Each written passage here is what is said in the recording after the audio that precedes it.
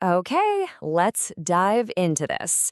Have you ever really stopped to think about how we talk to computers? I mean, how do we take an idea from our brain and make the circuits inside a machine actually do something? Well, that's exactly what we're going to break down today.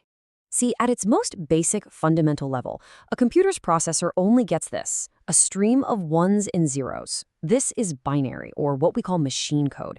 It's the most literal language you can imagine. A 1 means high voltage, a 0 means low voltage. And that's it. That's the only thing the hardware truly speaks. Right.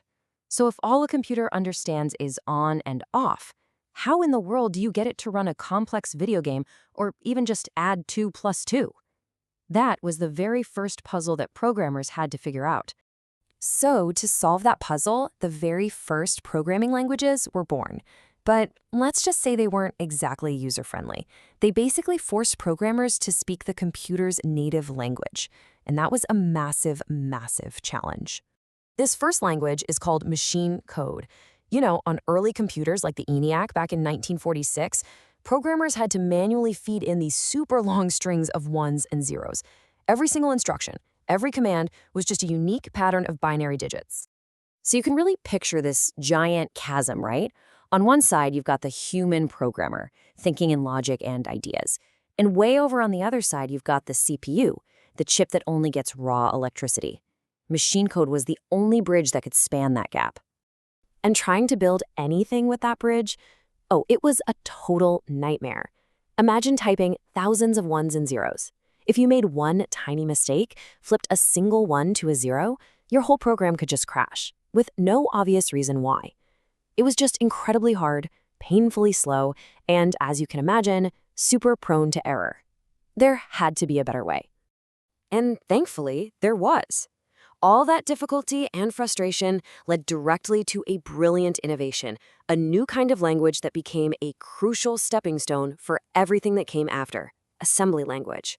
Now, the absolute genius of assembly language comes down to one simple idea: mnemonics.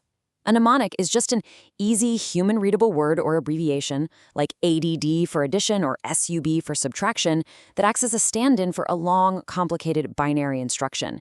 It just makes things so much easier to remember and read. And here's what's so cool about this. It's a direct one-to-one swap. Every single mnemonic corresponds to exactly one machine code instruction. So instead of memorizing that 1101001 means add, you just have to remember the word add. It's still really close to the hardware, but it's a quantum leap forward in usability for us humans. Okay, so this brings up a pretty logical question. If a programmer types ADD, but the computer only gets 11001001, how does that word get turned back into the binary code the processor actually needs to run? Well, the answer is another piece of software called an assembler. Honestly, you can just think of the assembler as a perfect translator.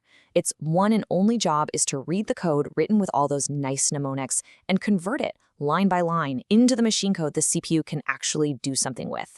So let's walk through how that works. First, the programmer writes their code using those simple, easy-to-read mnemonics. Next, the assembler program reads that code. Then it basically looks up each word in a dictionary and swaps it out for the correct binary sequence. And finally, that new machine code gets sent to the CPU, which then executes the instructions. Simple as that. So, for example, a programmer might write this simple instruction in assembly language: add num1.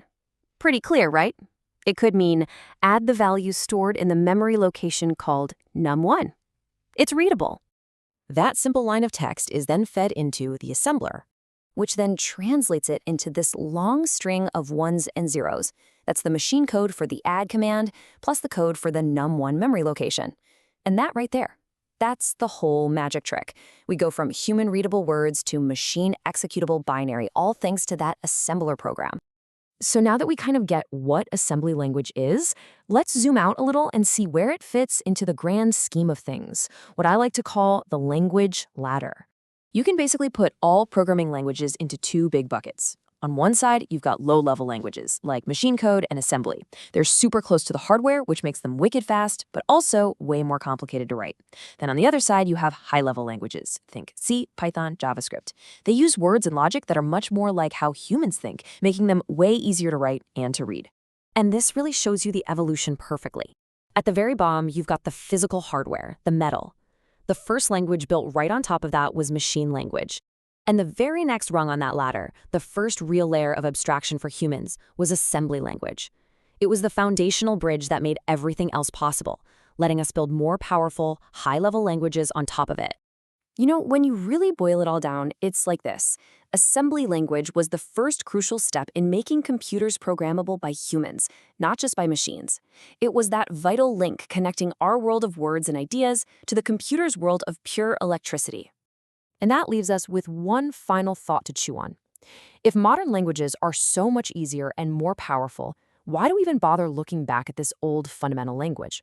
Why should we care about the bridge that started it all?